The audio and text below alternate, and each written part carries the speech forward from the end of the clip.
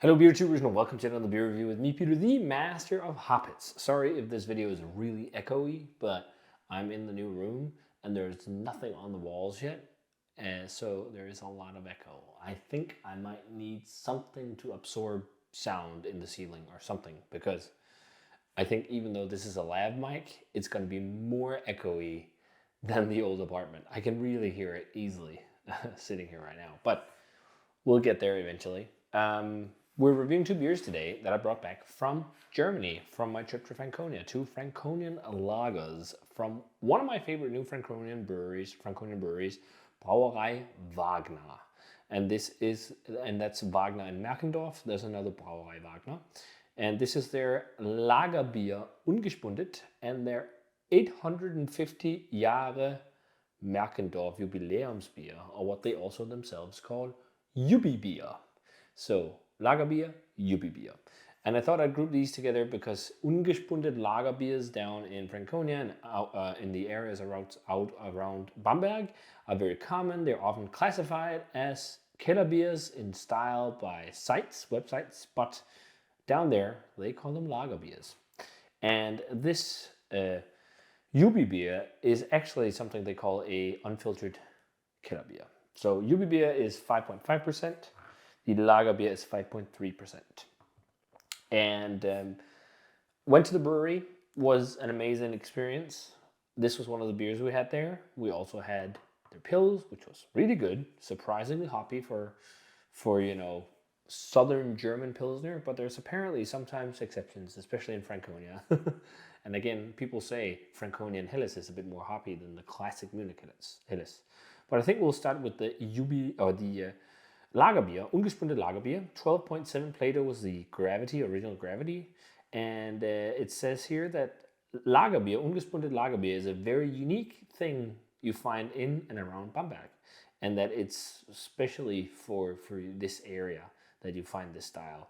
And it's fermented, or it's lagered without pressure. It says here, this specific beer, I think it's a mix. Some are fermented without pressure, some are, I guess, lagered without pressure, meaning that it has a very light carbonation. I mean, there was definitely CO2. I can see CO2 in the glass, but that's like the common thing with a lot of these lager beers, is that they are softly carbed. And I think they do close for CO2 at some point, or just lightly carb it, because they always have a little bit of carbonation. One of the things maybe also why I really like Wagner's lagers is because they had a very nice hop character. So, and more pronounced than some of the classic stuff. But yeah, it looks nice in the glass.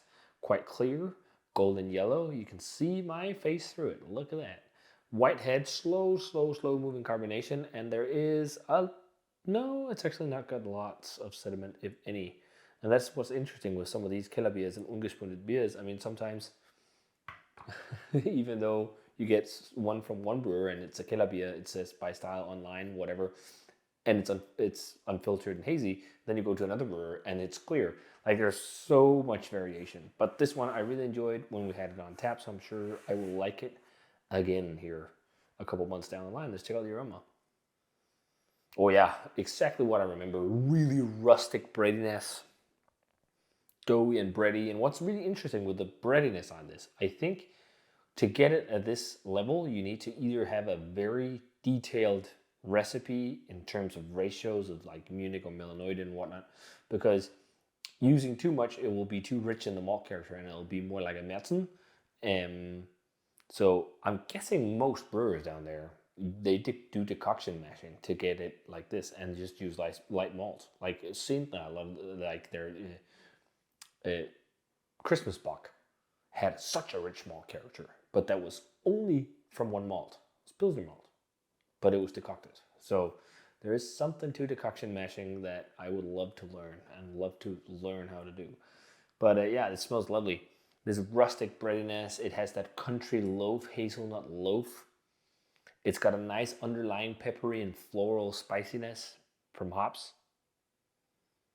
Maybe like a little bit of a sweet kind of pear nuance to it.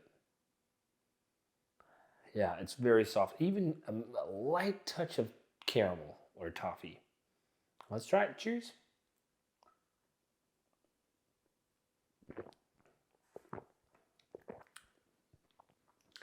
This is really applying the face.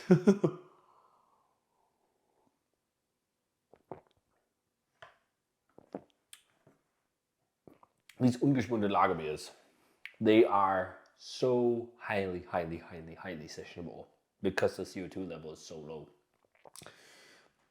And the flavor profile is just so balanced. I think this has got a good amount of bitterness, but I think it's definitely more hoppy than some styles, but I think maybe even Knoblauch was a bit more sharp on the bitterness. This seems a bit softer. Very nice malt character as well to balance the bitterness. It's like this rich, doughy, or not doughy, bready, freshly baked countryside loaf, hazelnut loaf kind of breadiness, almost going in towards like a rye bread, like the rye breads you get in the States that are not like the Danish, like pumpernickel style ones. Almost like a little bit of that because of the spiciness. And then like a really nice, grassy, slightly floral and quite peppery, like chewing on black peppercorns on the back in the bittering finish. And then there's like this super gentle touch of caramel and maybe even like a custardy, creamy, woody hop flavor. Really nice bitter back end. Lovely stuff. So let's jump on to their Jubiläumsbier, the Jubiläumskellerbier. So this one, it says the info here at their website. What's awesome, they have info on every single beer. It's in German though, so you need to know German, but I can translate a little bit. Here they talk about it's a Kellerbier from the olden days where beer was unfiltered and with yeast in suspension. And yes, that's about it. Let's try this one. I mean, it's quite clear. It's not as crystal clear as the Ungespundet, but there is a bit of haze, and I can definitely see if I start pouring in stuff now, we're gonna get a little bit more haze. I mean, there's definitely some yeast in the bottom of the bottle, but I think we'll leave it in for now. We can dunk in it later. But it's a very similar color.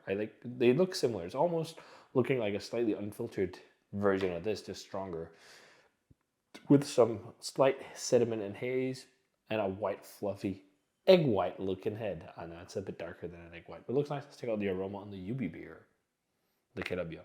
Oh, that smells so nice. Very aromatic on the hop qualities on this one. Oh, this smells like this is where Kellerbier type beers are interesting because there is so much variety. Like Kellerbiers can be dark even. Like it really depends on the brewer. It's almost like as if Kellerbier is catch-all in terms of style. Like there can be so many variations. But a really nice floral, like almost elderflower like bouquet on it, and a bit of lavender paired with like citrus zest, like lemon zest, and grassiness, and like a little bit of like almost like Sichuan peppercorn or something like that. And it's like spicy but citric. Like if you ever smell Sichuan peppercorns, they're spicy and citric. There's a little bit of that, and then the malt character for sure is much more prominent on the Ungespundet, whereas this is it's there, it's rich, but it seems like a little bit of like lighter breadiness. It's not all the darker kind of more countryside, hefty, bready kind of nuances. It's like actually the malt is taking a bit of a backseat to the hops, which I don't mind. I love hoppy lager. This is so surprising. Let's try it. Cheers.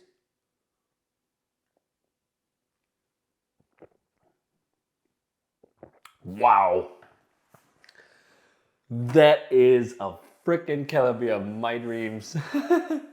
This is what I remember St. Georgenbräu being like. Really hop forward, young, fresh beer. Also with, I think the best before dates on Wagner beers vary a lot depending on the beer. Some are not that long, some are short because I think a few they give 6 months, and that would kind of fit with this one about around the time we got it because we got this at the brewery, I think. I think I got everything actually from Wagner at the brewery. So I'm not sure how they do their dates because this actually expires in February and it's drinking awesomely, and it has a vibrant hop character. So I'm guessing it's 3 months. Much higher carb than the Lagerbier, but this really fresh, vibrant malt character and chewy, rich body. The body on these beers as well. They're so lovely. They're so velvety and nice. This being maybe a bit more full. Yeah, this is like lightly drier, but it also, it seems a bit more slick, although it's slightly drier. And I think that's because it lacks a bit of carbonation, so it feels a bit more slick in the mouth. But this,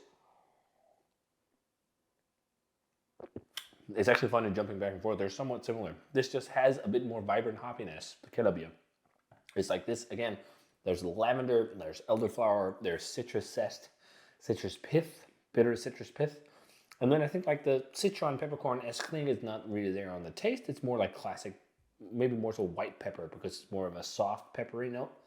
Paired with this, it's like countryside loaf, a bondebrød as we have in Denmark, like these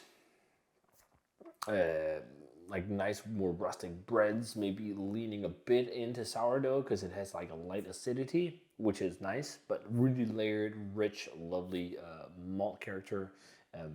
Yeah, the lavender is there, or chrysanthemum, or something like that. It has like this quite sharp floral profile, which maybe like it's not like really sharp. It's just it's kind of there.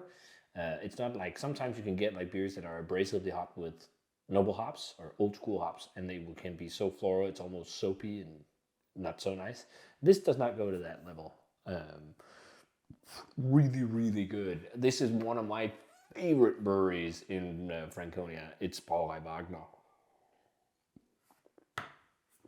The top beers I had on the trip for lager was Zentner, number 1, and then number 2 is probably Wagner. I have yet to have a single Wagner beer that I dislike.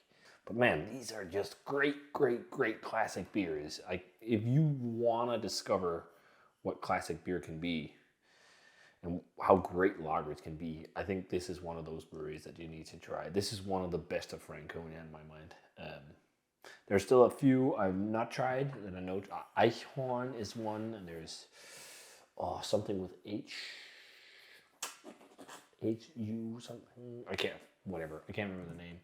There's quite a few actually. I missed that people also hold in really high regard, but we couldn't do everything on the trip. But hopefully I'll be able to try something down the line because we have friends in and around the Bamberg area who can help us with getting some of this beer home to try. Like, I remember really loving this at the brewery. I remember liking it. I did not remember loving it this much. That's what I tried to say. And I remember liking this a lot too. But thinking of like seeing das Lagerbier, I don't think it's not as good. It's a bit more clean and it's a bit more, bitter and peppery, and it's also not as complex and layered, although there's a lot of stuff going on for what it is. I still think they're great. I would say maybe not exactly world class, but really, really close. So like a 94 for the Kellerbier, the Jubiläumsbier, and a 93 for the Lagerbier, the Ungespundet. They're really good. Funny enough, I fucking loved their winter box. I gave those 95s. They were world class, and I did not expect to love them as much as I did. But I also had them fresher than these. So that's one of the big things with these beers from Franconia. Don't sit on them for too long. They are best fresh. So you're going to see a lot of Franconian beer reviews the next few weeks, maybe month, because I got quite a lot from the trip. So this has been way too long a video. Let's round it off here. So if you guys had a chance to try the Ungespundet Lagerbier from Wagner or the 850-year Jubiläumsbier or their Jubiläumsbier, as they say, let me know what you thought of them. As always, remember to comment, subscribe, check out the Facebook fan page and Twitter and Instagram. Give the video a thumbs up if you enjoyed it and ring the bell for future notifications about videos. And I'm going to say cheers in my favorite, the Kellerbier. And see you guys in the beer review.